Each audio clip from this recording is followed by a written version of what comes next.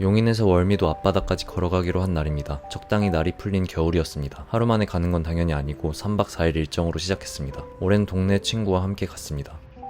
카카오였는지 네이버였는지 기억나진 않지만 지도 어플을 이용해서 따라갔습니다. 근데 30km 이상 거리는 도보로 검색되지 않았습니다. 그래서 하루 최대 도보 거리를 30km로 잡고 시작했습니다. 실제로는 한 25에서 28km 정도 걸었던 것 같습니다. 비록 국토 대장정은 아니지만 있어 보이기 위해 태극기를 사러 다이소에 갔습니다. 근데 없었습니다.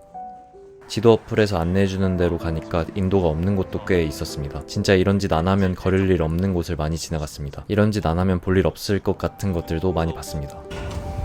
나이키, 와, 애플. 사적 제500호 용인 보정동 고분군을 봤습니다. 이런 데가 있는 줄 몰랐습니다.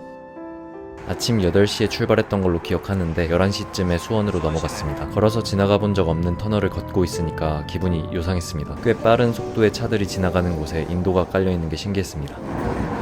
광교 숲속마을 카페거리를 지났습니다. 여기에도 카페거리가 있다는 사실을 처음 알았습니다.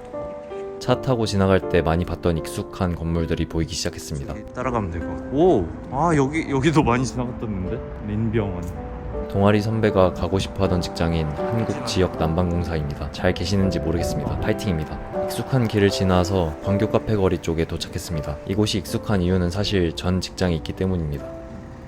시간이 되어 점심을 먹고 가기로 했습니다. 순대국밥을 먹었는데 그럭저럭 먹을만 했습니다. 지나가다가 먹기엔 괜찮은 맛이었습니다. 도보 여행 치고 호화롭게 카페까지 갔습니다. 사실 보조 배터리를 챙겨오지 않아서 충전할 겸 간 것입니다. 다음에 도보 여행을 다시 하게 된다면, 다시 할 것 같진 않지만 혹시나 하게 된다면 꼭 보조 배터리를 챙겨갈 것입니다. 진짜 호화롭게 짝이 없는 메뉴 구성입니다. 맛은 그냥 그랬습니다. 1시간 정도 여유롭게 쉰 다음 다시 길을 나섰습니다. 좀 걸으니 인도가 잘 구분되어 있지 않은 길을 따라가야 했습니다. 서울숲 뺨치는 길도 지나갔습니다. 나이스. 오, 그러네. 서울숲 엽지. 그건 모르겠는데. 아직은 쌩쌩한 듯한 모습입니다.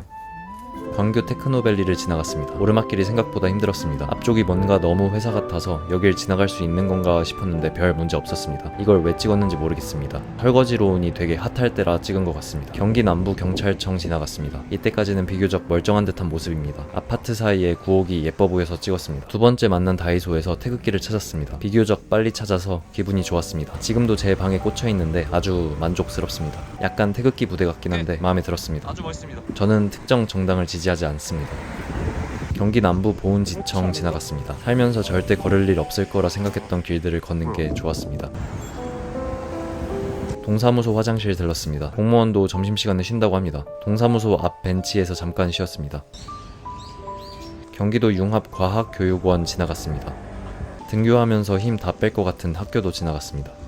절로 추정되는 엄청 큰 건물도 지나갔습니다. 색감이 화려하고 예뻐서 밖에서만 구경 좀 하다 갔습니다.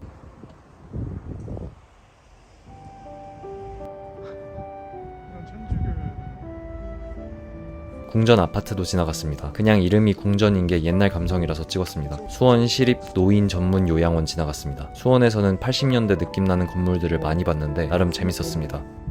구경하는 거지 그냥. 길 가다가 버스 정류장에서 잠깐 쉬었습니다. 집에서 가지고 온 사과입니다. 집에서 가지고 온 견과류입니다. 걷고 있는 이 길이 수원 팔색길이라고 합니다. 모른 채로 잘 걸어왔습니다. 6.25 전쟁 프랑스군 참전 기념비 지나갔습니다. 왜 여기에 지어져 있는지는 모르겠습니다. 근처에서 관련 전투가 있었나 봅니다. 이렇게 수원시를 통과했습니다. 의왕시로 넘어왔습니다. 자연을 사랑하는 것 같습니다. 사람이 잘 다니지 않는 길이라 그런지 버튼식 신호등이 설치돼 있었습니다. 친구는 컨테이너들이 막 쌓여 있는 게 신기하다고 합니다.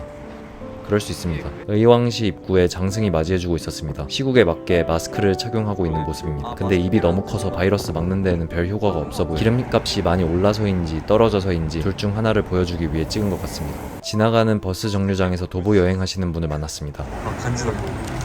와, 혼자 하시는 거예요? 네네. 와, 대박. 비 맞고 진짜 엄청 반가웠습니다. 부산에서 서울까지 걷고 계신다고 했습니다. 어려 보이셨는데 진짜 대단해 보였습니다. 가방에 있던 견과류 좀 드렸습니다. 사실 이때 다리가 너무 아파서 포기할까 했는데 이분 덕분에 힘이 났습니다. 잘 살고 계신지 궁금하지만 연락처는 미처 교환하지 못해서 연락할 방법이 없습니다. 아쉽습니다. 의왕시는 수원에 비해 별게 없었습니다. 사실 그냥 빠르게 지나가느라 못 본 거일 겁니다. 그 다음에 군포시로 넘어왔습니다. 첫 번째 숙소가 있는 곳입니다. 여긴 군포유를 밀고 있는 듯 합니다. 존중합니다. 뭔가 멋져 보이는 도로를 지났습니다. 뭔가 있어 보이는 연출을 하려고 한 것 같습니다. 영상에 담기진 않았지만 되게 도시 같은 내리막길이었습니다. 디스토피아 뭔가 그런 느낌.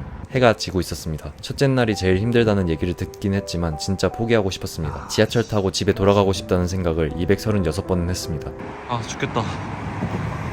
3번역에 도착했습니다. 사실 숙소를 미리 잡아둔 게 아니라 여기서 검색해서 찾았습니다. 와 죽겠다. 강아지입니다. 귀여워서 찍은 것 같습니다. 숙소에 도착했습니다. 비교적 저렴한 가격에 들어왔는데 생각보다 커서 좋았습니다. 청소 상태는 별로였습니다. 많이 별로였습니다. 싼 데는 싼 이유가 있고 비싼 데는 비싼 이유가 있습니다. 팝콘이 앞에 있어서 챙겨왔습니다. 저녁을 먹으러 나왔습니다. 이때 다리에는 통증만 가득했습니다. 주변에 먹을 데가 많아서 좋았습니다. 텐동을 먹었습니다. 도보 여행하면 김밥이나 국밥 같은 걸 먹어야 할 것 같은데 딱히 그러진 않았습니다. 숙소 돌아와서 앞에 있는 것들 야무지게 뽑아 먹었습니다. 맛은 없었습니다. 그렇게 별로였다던 블랙팬서 와칸다 포에버를 보다가 잠들었습니다. 어지간히 재미가 없었나 봅니다.